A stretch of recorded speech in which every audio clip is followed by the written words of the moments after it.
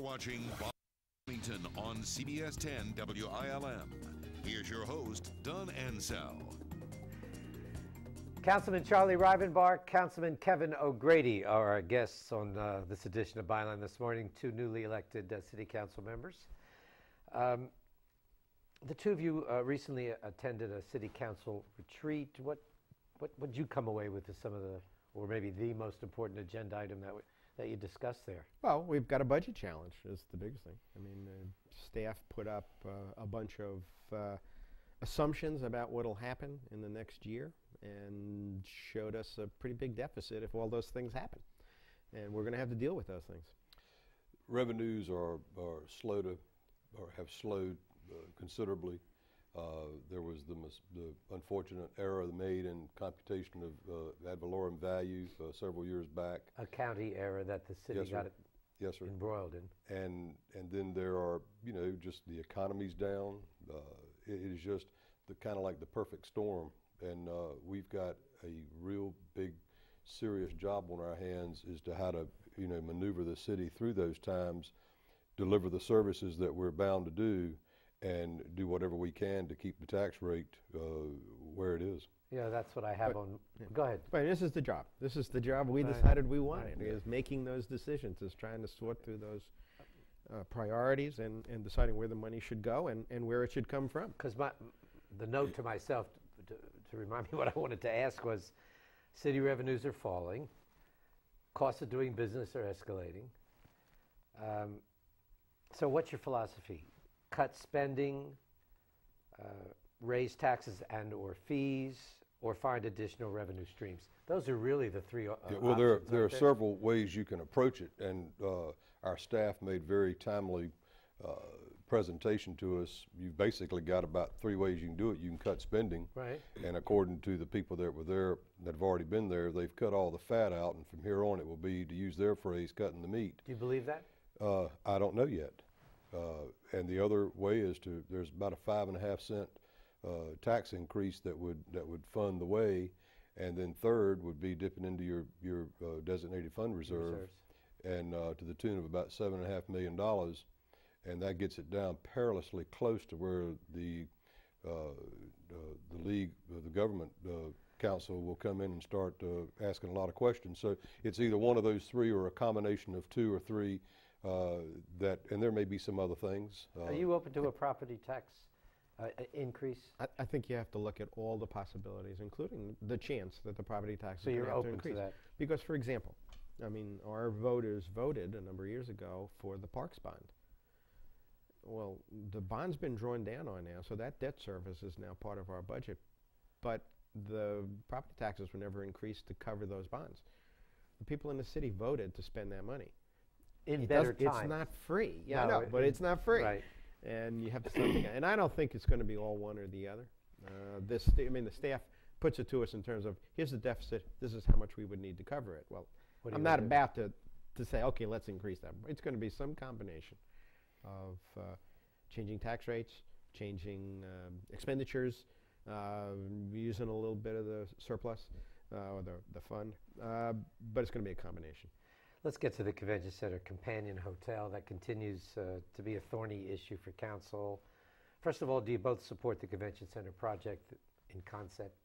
Charles? I always was a huge proponent of the Convention Center, and we were perilously close to having the package that would have been the perfect package, and then things politically changed, and that went away, and the city found themselves embroiled in a legal matter with some innkeepers, and they lost, and that changed the dynamics of the way the Convention Center and the hotel would be operated.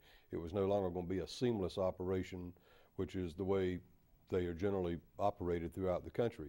So that's why all the hoteliers... Yeah, one is a private and one is that's correct, and that's when the hoteliers backed away, and I will not be satisfied unless we have a full-service 4-star restaurant hotel alongside the Convention Center. That's my goal.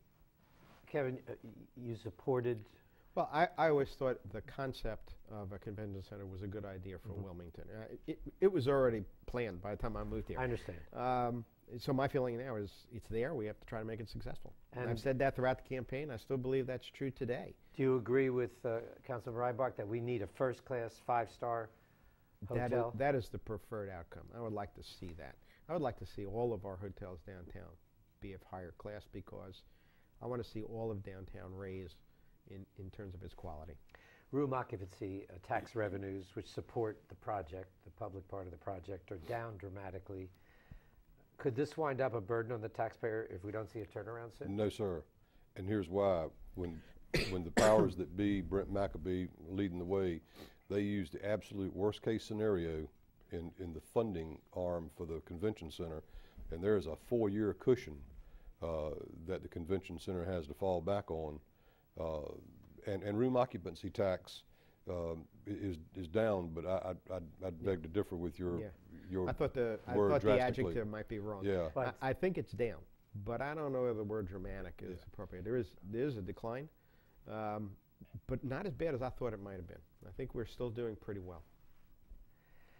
You both seem to agree on what's needed as a companion hotel for the convention center. Would you settle for less if that can't be made?